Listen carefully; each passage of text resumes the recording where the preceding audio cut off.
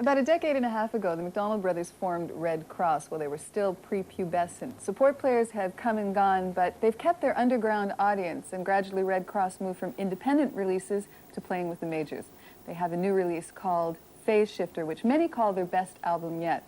One thing has remained unchanged through the years. Red Kross is still fascinated with pop culture and bad television. Well, should we introduce this song? Absolutely. Okay, This is a controversial number. yeah, it's the A side of our brand new EP, which comes out tomorrow. It's called Switchblade Sister.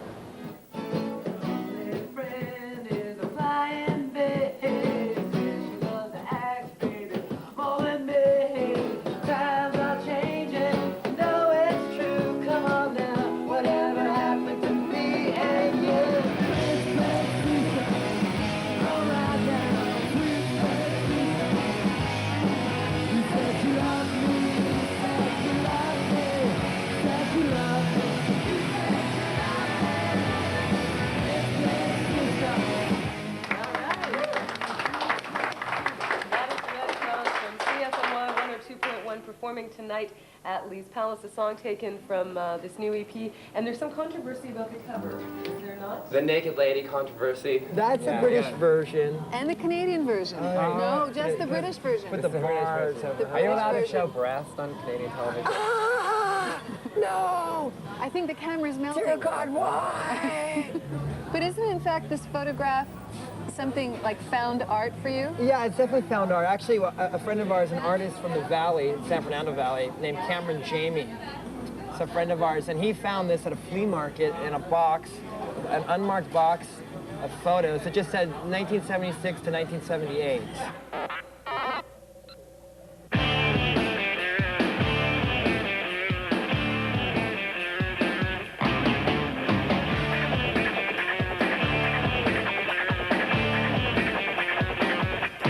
I mean, 60s, 70s, it was a very flamboyant time.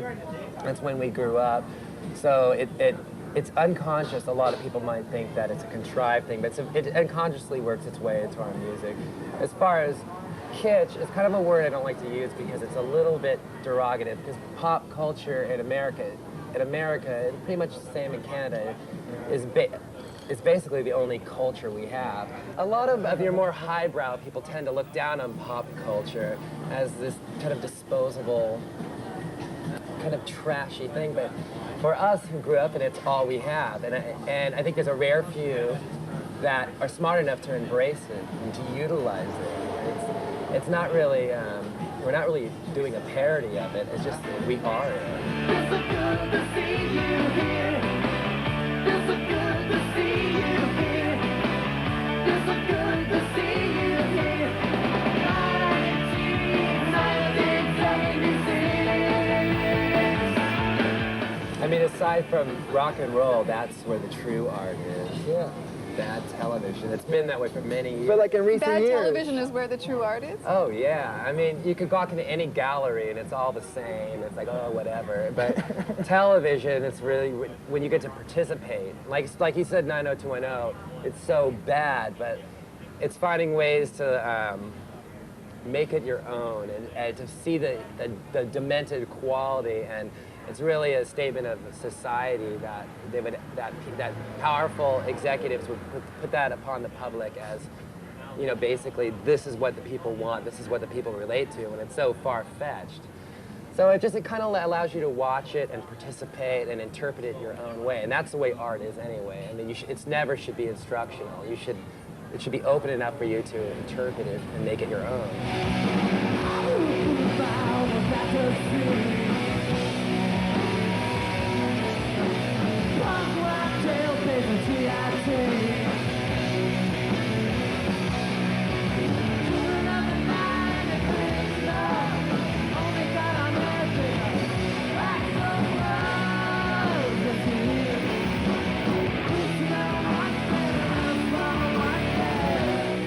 You've been in the business for what, 13 years? Yeah. Yeah. Longer. 13 or 14 years. And you're still in your 20s. Mm-hmm. Yeah. So one would think that you had gleaned something about the music business, had learned something about it. Well, it was really frustrating for us when we did Third Eye, because that's when the whole corporate rock sucks. And that came out, and that was put out by a kind of a dodgy independent label that were kind of famous for not paying their... I mean, that whole slogan. Yeah, that whole slogan. Right. And college radio had really embraced this at the time. And we knew, having the experience we had been on every type of label. The one-person garage label. Independent label, the independent label backed by major money. The normal, medium independents, the mega majors, and you know, they're all crooks.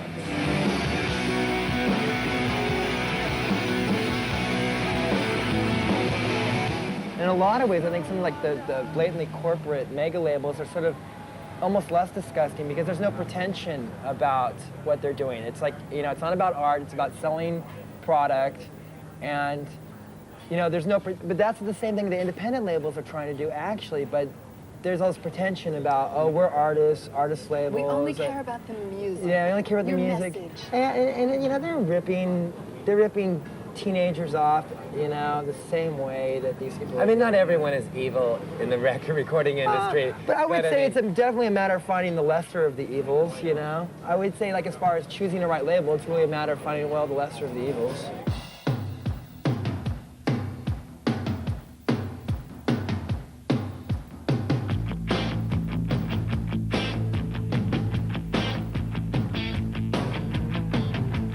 How did you become Anne Magnusson fans? Like, where did you hook up? Well, actually, she was a Red Cross fan before I was Anne Magnusson. She was our first fan in New York City ever. When we did our first tour in '85, she was in the front row, screaming and yelling for us. She was being like a vintage groupie, screaming, ah, and she French kissed our lead guitar player, Robert Hacker, on stage.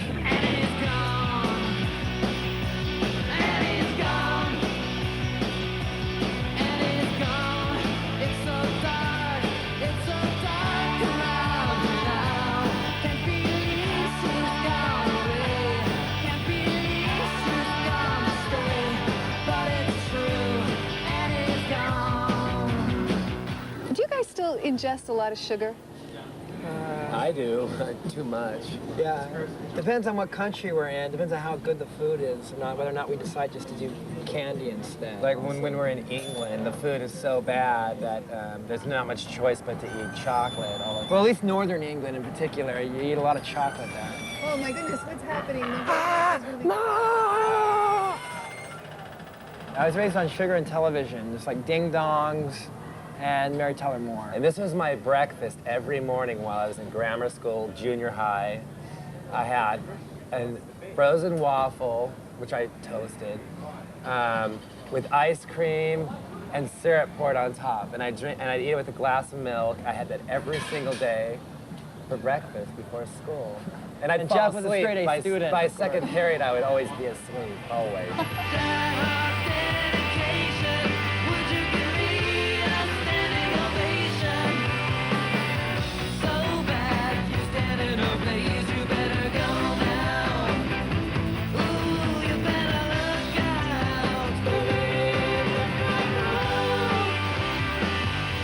I mean, I think that a lot of public doesn't want reality on a lot of levels, especially from television. I mean, entertainment, I mean, that's what it is, it's entertainment. In a lot of ways, entertainment is escapism, you know?